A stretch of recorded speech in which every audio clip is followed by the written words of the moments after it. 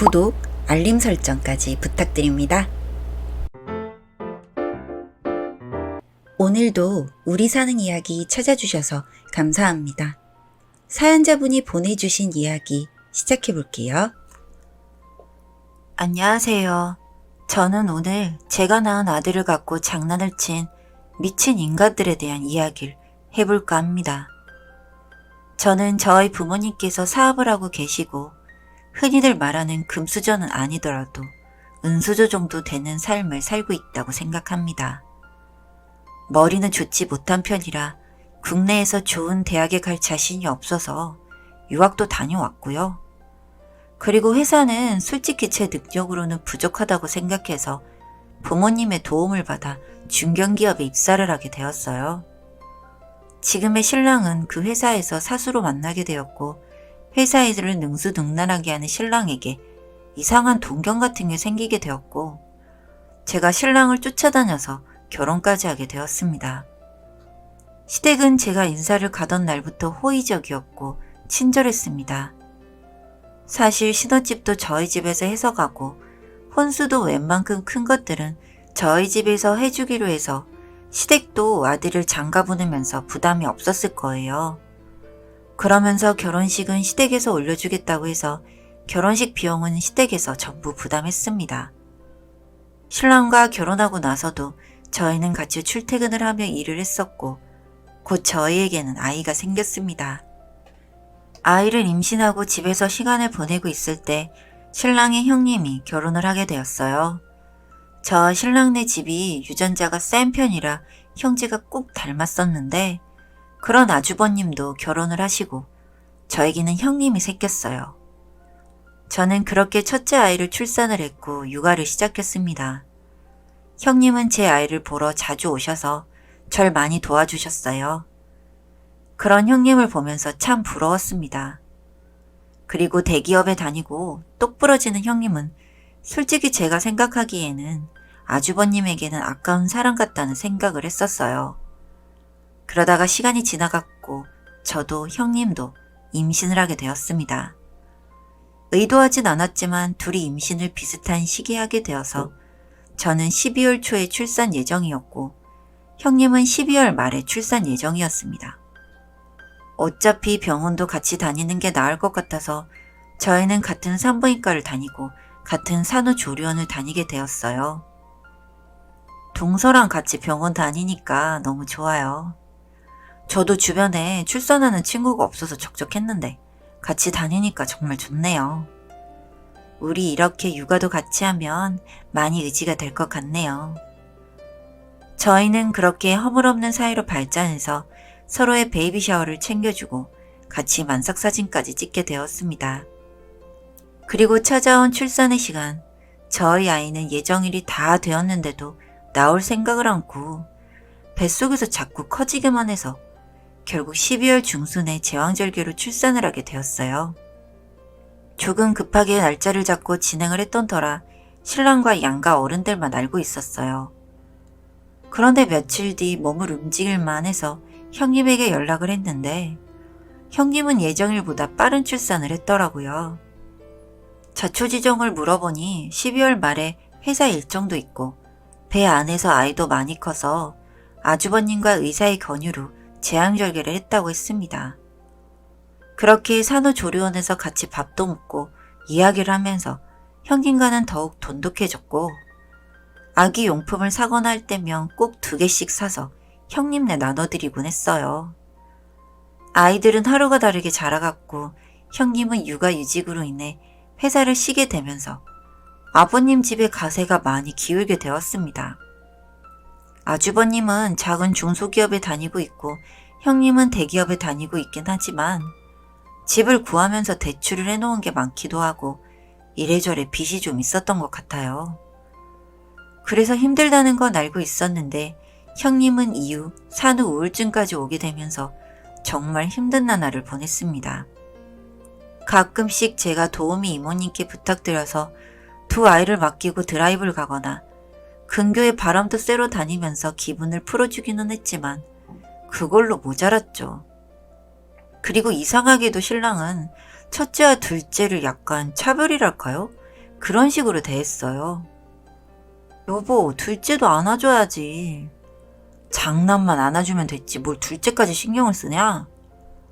처음에는 신랑이 장남을 아끼는 그런 타입이라고 생각을 했어요. 왜냐하면 저희 첫째뿐만 아니라 조카도 첫째라고 예뻐하고 심지어 선물 같은 것도 많이 사다 주곤 했거든요. 그러다가 아이에 대한 차별이 심한 것 같아서 몇 번 언성을 높여서 다툰 적도 많이 있었습니다.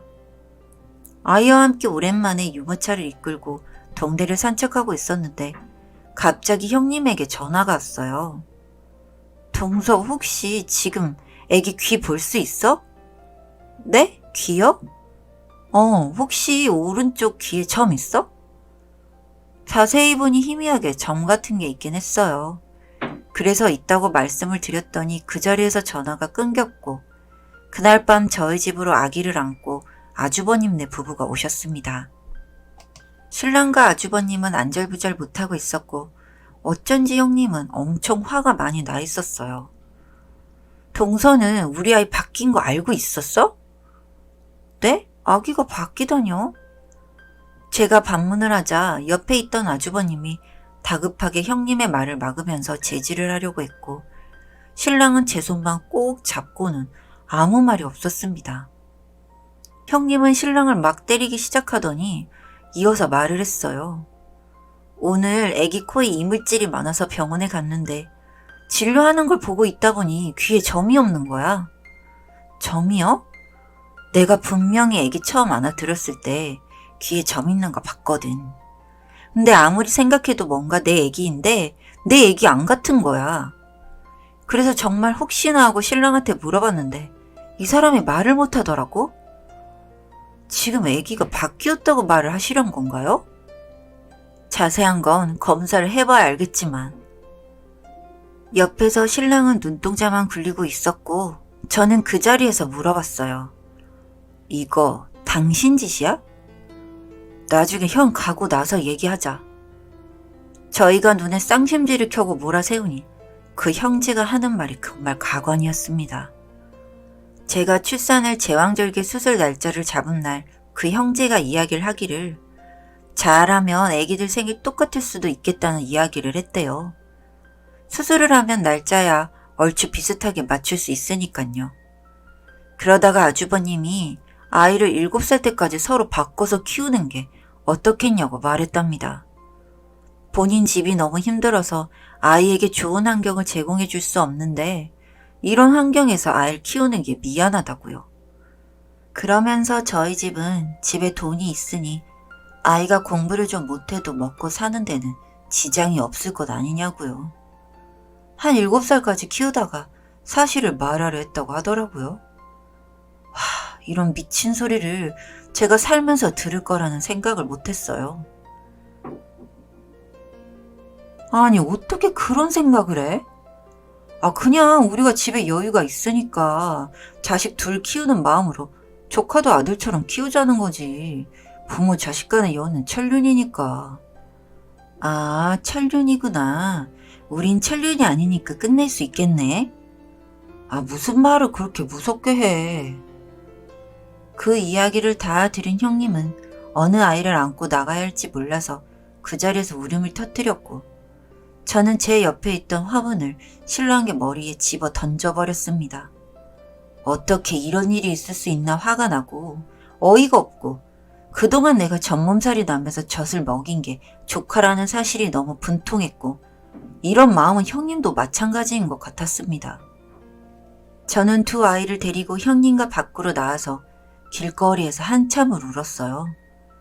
그리고 정신을 차리고 보니 이런 짓을 한 두 사람이 용서가 되지 않았고 한 지붕 안에 같이 살 수 없었어요. 형님도 그 부분에 공감을 하더군요. 가진 것도 없으면서 최근에 아주버님은 차까지 바꿨다고 했습니다. 그렇게 형편이 어려운 거면 나가서 돈을 더 벌어올 생각은 않고 동생네 집에 아이를 보냈다는 게 믿을 수가 없대요. 저는 그 다음날 변호사를 찾아갔고 형님과 함께 이혼을 진행 중에 있습니다. 어떻게 사람의 탈을 쓰고 이런 말도 안 되는 짓을 꾸밀 수가 있는지 믿기지가 않아요. 저는 형님이랑 같은 산후조리원을 쓰고 있었고 아이가 방에 오는 시간에 신랑과 아주버님이 아이를 바꿔치겠어요. 산후조리원 내에서도 저희 아기가 엄청 닮아서 쌍둥이 아니냐고 할 정도로 시댁의 유전자가 강하게 생겼거든요. 손목띠랑 겉사계까지 바꾸고 이름표도 바꾸고 이게 우리가 사는 현실에서 일어날 수 있는 일이라는 게 어처구니가 없고 저는 절대로 두 사람을 용서하지 않을 겁니다. 지금 이혼과 더불어 민사소송도 준비 중에 있으니 곧 둘 다 얼마나 엄청난 일을 저질렀는지 뼈저리게 느끼게 되겠죠. 사연은 여기까지였고요. 우리 사는 이야기 시청해주셔서 감사합니다.